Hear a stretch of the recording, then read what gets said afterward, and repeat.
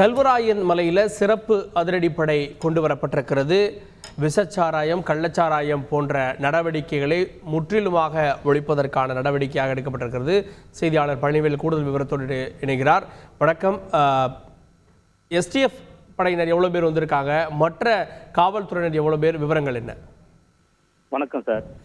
அதாவது கள்ளக்குறிச்சி மாவட்டம் கருணாபுரத்துல கள்ளச்சாராயம் அருந்தி 55 பேர் இதுவரை உயிரிழந்த நிலையில இதற்கு காரணமாக விளங்கக்கூடியதுதான் இந்த கல்வராயன் மலை. இந்த கல்வராயன் மலையில் உள்ள 171 மலை கிராமங்களில் ஒரு அடர்ந்த வனப்பகுதியாகவும் உள்ளது. இந்த வனப்பகுதியில் உள்ள நீரோடைகளில் வரும் தண்ணீரை பயன்படுத்தி சிலர் கள்ளச்சாராயம் காய்ச்சி அதை பல்வேறு பகுதிகளுக்கு கடத்தி சென்று விற்பனை செய்தும் வருகிறார்கள்.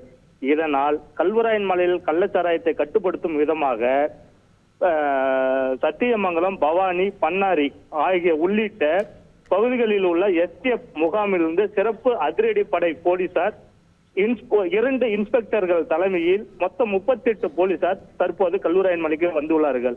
அது மட்டுமின்றி ஆயுதப்படை போலீசார் 80 பேர் என மொத்தம் 118 போலீசார் தற்போது கல்வராயன் மலைக்கு வந்துள்ளார்கள். இவர்கள் கல்வராயன் மலையிலே முகாமிட்டு கல்வராயன் மலையில் உள்ள வனப்பகுதிகளுக்கு சென்று கள்ளச்சாராயம் காய்ச்சப்படும் இடங்களை கண்டறிந்து அழிப்பதுதான் இவர்களுடைய ஒரே நோக்கமாக இருக்கும். அது மட்டுமின்றி கல்வராயன் மலையில கள்ளச்சாராயத்தை முழுமையாக கட்டுப்படுத்தும் பணியிலும் இவர்கள் தான் ஈடுபட போகிறார்கள். இனி இவர்கள் கண்ட்ரோலில் தான் இந்த கல்வராயன் மலை வருகிறது. அதற்கு உதாரணமாக இந்த கல்வராயன் மலையில் கள்ளச்சாராயத்தை கட்டுப்படுத்தும் வரை இவர்கள் இந்த கல்வராயன் மலையில் தங்கி பணிபுரிவார்கள் என தெரிய வருகிறது.